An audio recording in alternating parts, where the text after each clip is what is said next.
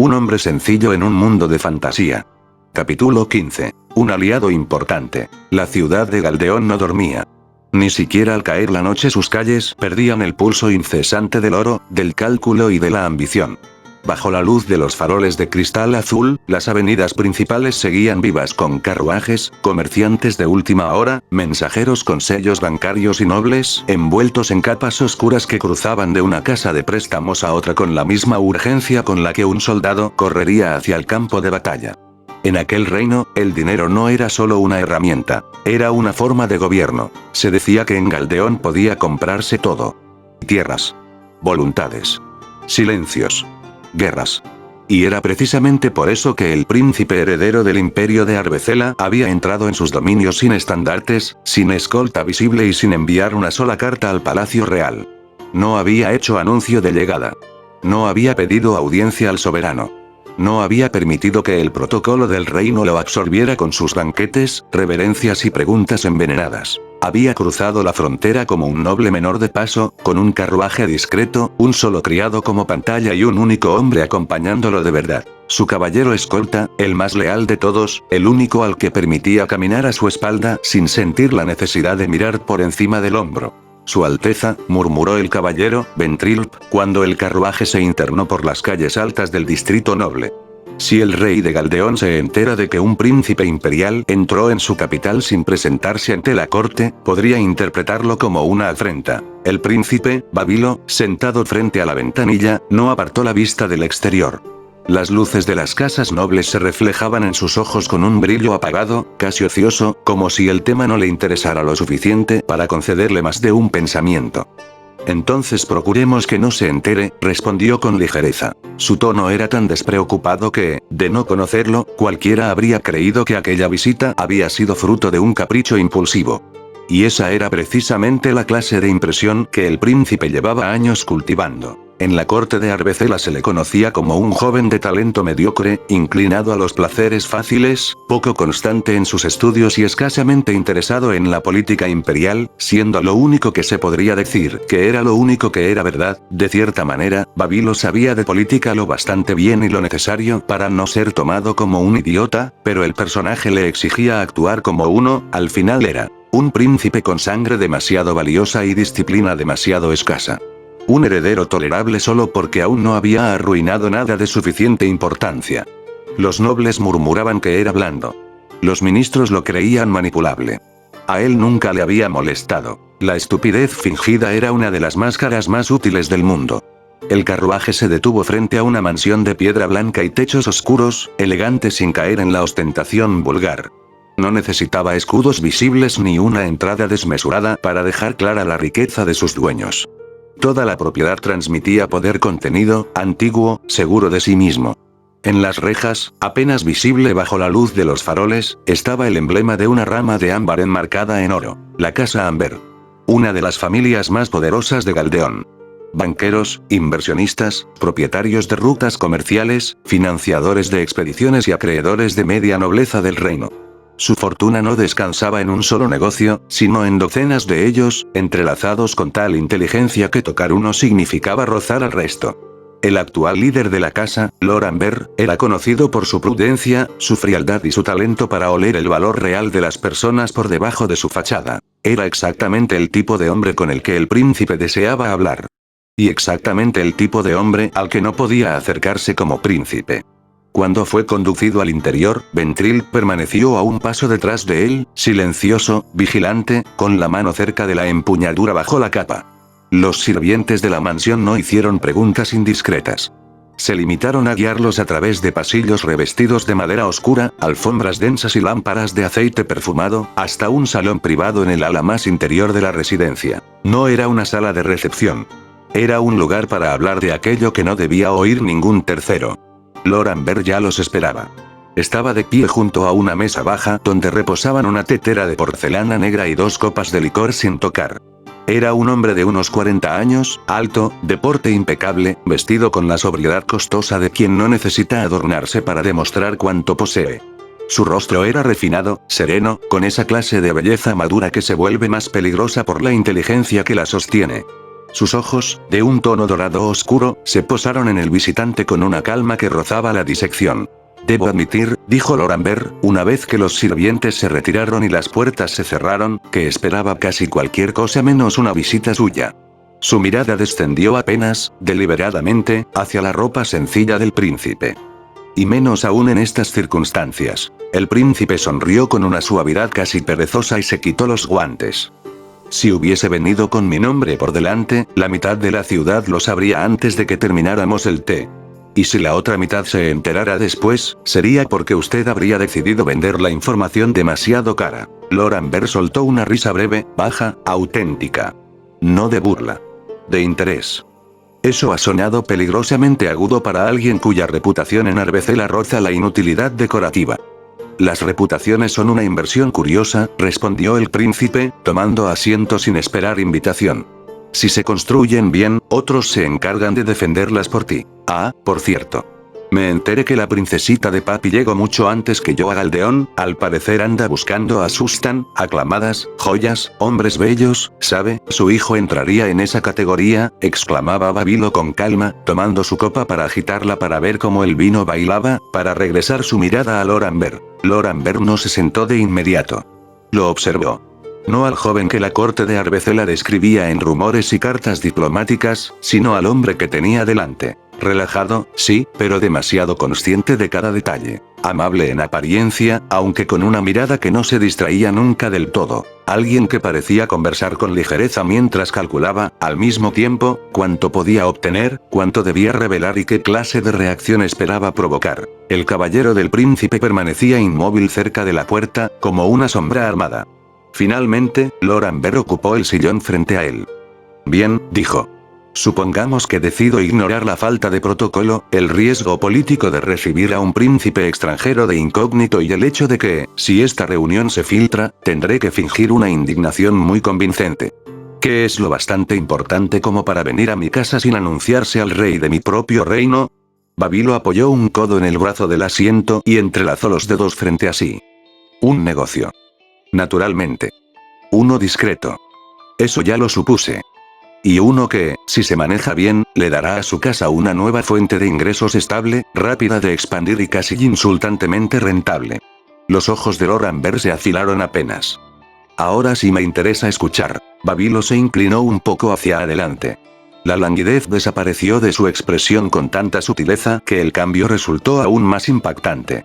No fue un giro brusco, sino una revelación. Como si la máscara de noble ocioso se hubiera deslizado apenas lo suficiente para mostrar lo que había debajo. Quiero abrir una red de tiendas de conveniencia. Hubo un silencio breve. Lord Amber lo miró como si esperara el remate de una broma. ¿Tiendas? Tiendas pequeñas, bien abastecidas, distribuidas en puntos urbanos y en rutas de tránsito comercial. Abiertas hasta horas en las que los mercados comunes ya cierran. Con productos de necesidad cotidiana, alimentos preparados, artículos de viaje, insumos básicos, medicina menor, papelería, tabaco, café, lámparas de aceite, pan recién hecho y mercancía de rotación rápida. Lugares limpios, uniformes, con inventario controlado, precios visibles y reposición constante. Lord Amber entrecerró los ojos. Eso ya existe. Se llaman comercios. No como esto, replicó Babilo. Los comercios de ahora son fragmentados, lentos, dependen demasiado del dueño local, no estandarizan calidad, no controlan de forma eficiente la distribución y desperdician el mayor activo que una red de este tipo puede tener, la costumbre del cliente. Dándole un sorbo al vino con calma, yo no quiero una tienda. Quiero un sistema. Un modelo replicable. Locales del mismo formato, con la misma distribución interna, el mismo método de abastecimiento, la misma imagen, la misma estructura de precios y una cadena de suministro unificada. Quiero que un viajero que compre una lámpara en el distrito sur de Galdeón, entre a otra tienda nuestra a 100 kilómetros y reconozca de inmediato el lugar. Quiero que la gente deje de pensar iré al mercado y empiece a pensar compraré en una de esas tiendas. Lord Amber no dijo nada. Pero su atención ya estaba completamente capturada. El príncipe lo notó y continuó con voz serena, exacta. Las ciudades crecen. El comercio se acelera. Los artesanos, empleados bancarios, mensajeros, cambistas, escribanos y transportistas ya no viven bajo el ritmo de las aldeas. Trabajan más horas, se mueven más, necesitan resolver compras pequeñas con rapidez. No quieren perder media mañana negociando por pan, velas y tinta en 5 puestos distintos. Quieren entrar, tomar lo que necesitan, pagar e irse. ¿Y usted cree que Galdeón es el lugar adecuado para probarlo?, murmuró Lord Amber. No lo creo. Lo sé. Esta capital ya vive alrededor del dinero, del tránsito y de la urgencia. Si un modelo así puede arraigar en algún sitio, es aquí. Y si arraiga aquí, después podrá extenderse a puertos, ciudades mineras, centros administrativos y rutas imperiales. Lord Amber cruzó una pierna sobre la otra, pensativo. ¿Qué busca de mí? Capital inicial, acceso a inmuebles bien ubicados, apoyo para registrar la operación a través de terceros y la red logística suficiente para que el abastecimiento no dependa de proveedores improvisados. Usted conoce este reino mejor que yo. Sabe qué barrios generan flujo constante, qué inspectores aceptan sobornos, qué funcionarios conviene evitar y qué familias intentarán bloquear un negocio nuevo si no se las neutraliza antes. La comisura de los labios de Lord Amber se curvó apenas. ¡Qué forma tan elegante de halagarme! No lo halago. Estoy describiendo por qué estoy aquí. El noble soltó una risa suave, y esta vez sus ojos brillaron con algo más que simple curiosidad. Interés genuino. Diversión. Atracción, incluso, ante aquella inteligencia fría escondida bajo la máscara de un príncipe frívolo. Sigo sin ver qué gana Albacela con esto, dijo, apoyando un dedo en el brazo del sillón. Una red comercial en Galdeón podría enriquecerme a mí, desde luego. A usted también, si sus cifras son tan buenas como su discurso. Pero un príncipe imperial no cruza fronteras de incógnito solo para abrir tiendas de barrio. Ventril, que estaba junto a la puerta, alzó apenas la mirada. Babilo, en cambio, sonrió. Y fue una sonrisa peligrosa. No por crueldad, sino por la cantidad de cosas que no decía. No, no lo hace, admitió con tranquilidad. Pero sí lo hace un hombre que entiende el valor de construir una presencia antes de necesitarla. Lord Amber guardó silencio.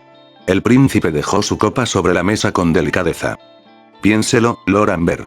Locales pequeños, discretos, repartidos por zonas clave. Lugares donde entra y sale gente a todas horas sin llamar la atención. Espacios con almacenes, sótanos, libros de cuentas, rutas de distribución, personal que puede moverse sin despertar sospechas, carretas que transportan mercancía y mensajes bajo la apariencia de un negocio ordinario. Puntos de información. Puntos de paso. Puntos de resguardo. No lo dijo de forma directa. No era necesario. La mirada de Lord Amber cambió. Ya no era la de un comerciante evaluando una inversión curiosa. Era la de un depredador reconociendo a otro. Así que no solo quiere vender pan y café, murmuró.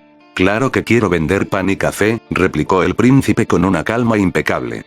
Quiero venderlos en cantidades obscenas. Quiero que el negocio sea real, rentable y autosuficiente. Quiero que genere dinero de verdad, no que sirva como simple tapadera. Pero además...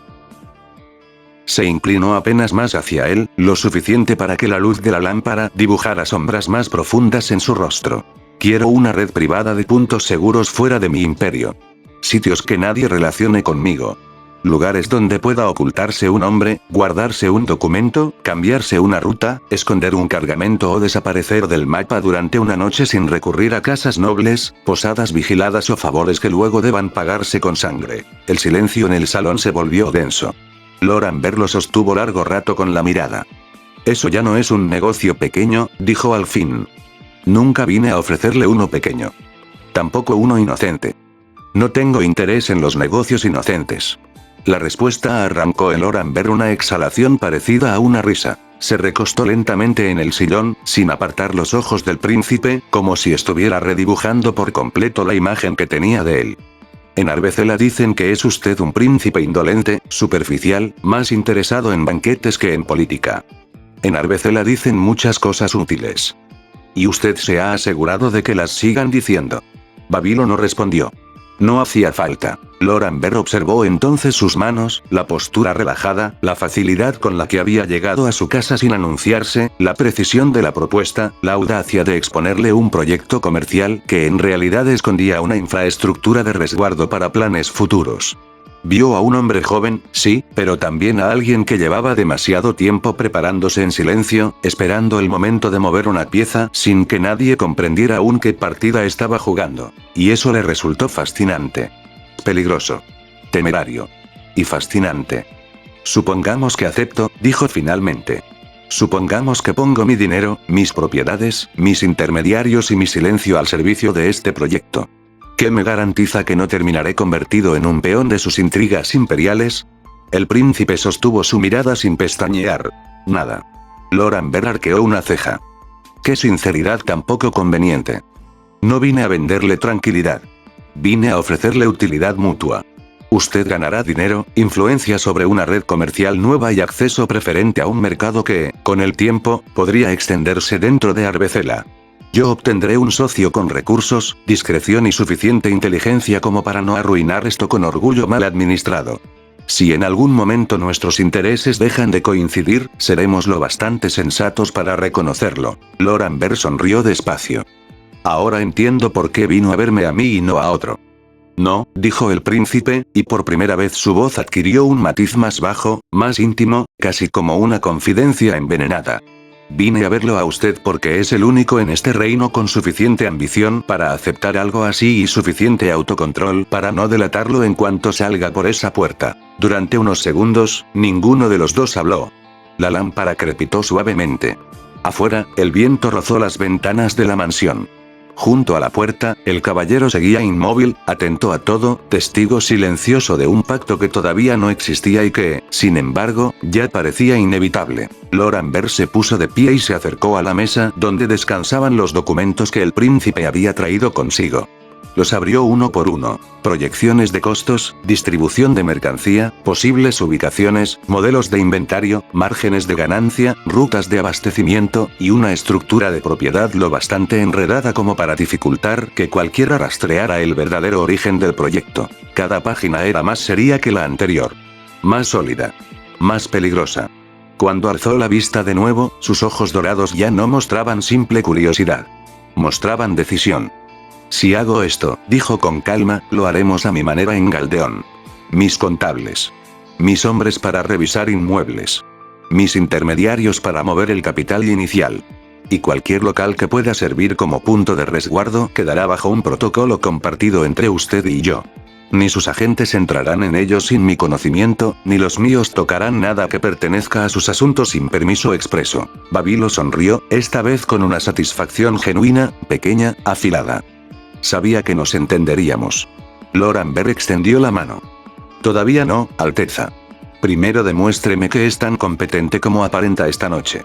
Babilo se levantó también. Durante un instante, la imagen del heredero torpe e inútil que corría por las cortes extranjeras se volvió tan absurda que casi resultaba ofensiva. Allí, en el silencio privado de aquel salón, no había rastro del príncipe desinteresado del que se burlaban los nobles de Arbecela. Solo quedaba un hombre peligroso. Paciente. Hambriento. Y lo bastante inteligente como para construir, bajo la apariencia de un negocio cotidiano, una red secreta destinada a sostener futuros movimientos de poder.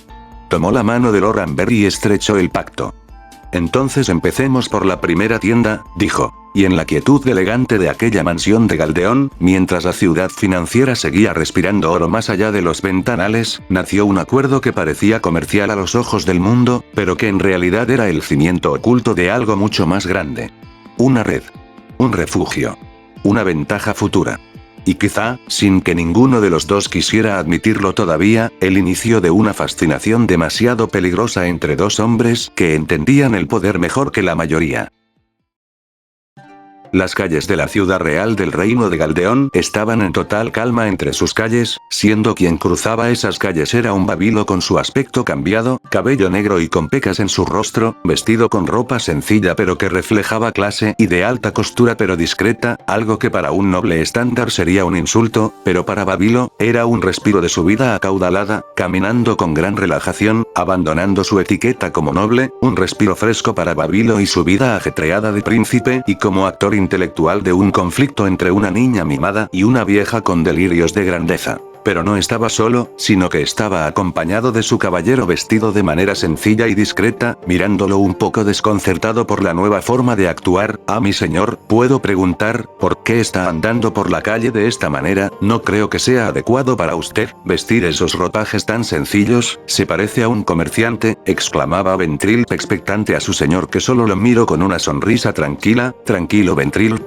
después de todo, soy un comerciante, ¿no se supone que sea más liberal? Sin quitar su sonrisa de su rostro. Aparte de que tú también estás vestido como un caballero escolta común, es simple, es porque es mi trabajo, es mi deber adaptarme para poder apoyar y proteger a mi señor, agradezco tu fuerza, pero de vez en cuando puedes soltarte, a veces no es tan bueno ir acorde a nuestro estatus, suspirando Ventrilp, no pudiendo contradecir a su señor, él tenía razón, todos alguna vez en nuestra vida, queremos escapar de la rutina, de cumplir el rol impuesto por la sociedad y simplemente sentirnos libres de vez en cuando. Continuando su viaje con calma, disfrutando el viaje Babilo, comprando por aquí y por allá, viendo lo que le ofrece la pintoresca y glamurosa le ofrece la capital de Galdeón, estando actualmente caminando por las calles más tranquilas llenas de personas con el atardecer pintando el cielo de amarillo y naranja en un lienzo hermoso que admiraba Babilo en silencio, en compañía de su caballero. Veo que el día ya terminó, deberíamos regresar a la posada mi señor, exclamaba con calma a Babilo que solo se estira.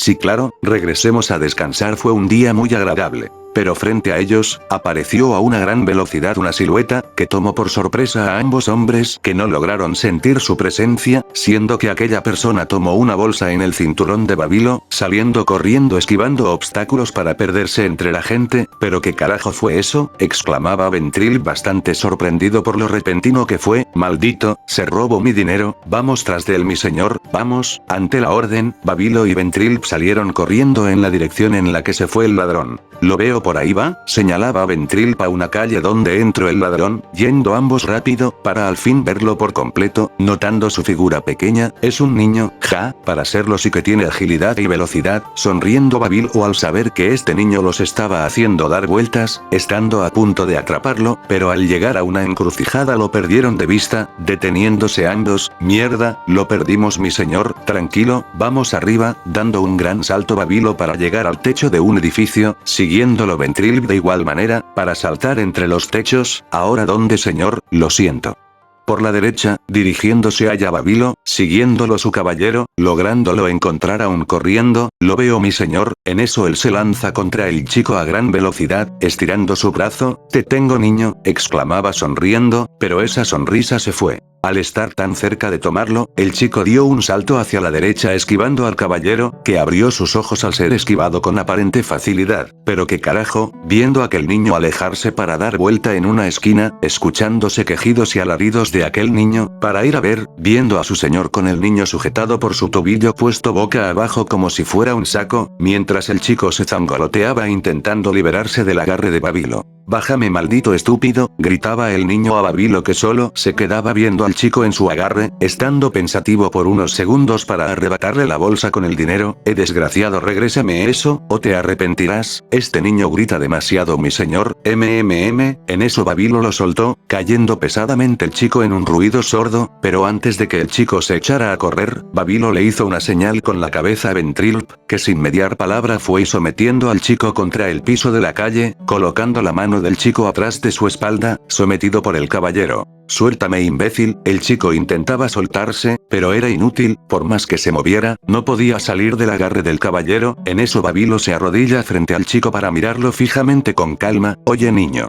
¿cómo te llamas? ¿A ti qué te importa riquillo de segunda? Lanzándole un escupitajo a Babilo cayéndole en su ropa. Ante esto Babilo no hace más que levantarse y limpiarse con un pañuelo, para proseguir a darle una patada en toda la cabeza al chico, que queda aturdido por la patada. Ventrilp, suéltalo, obedeciendo el caballero para soltar al chico, que seguía aturdido por la patada, hasta que fue alzado por la ropa por Babilo, que lo seguía viendo con calma. Muy bien mocoso, me dirás quién eres. Al recobrar la conciencia aquel chico, sabía que estaba en una situación de la cual saldría perdiendo.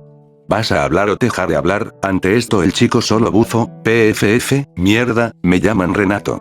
Renato, Muy bien, soltándolo Babilo para que vuelva a besar el suelo, seré directo niño, así que será mejor que cooperes. Te haré algunas preguntas y me las responderás con total honestidad, gruñendo por lo bajo, asintiendo el chico al no tener más opción. Muy bien.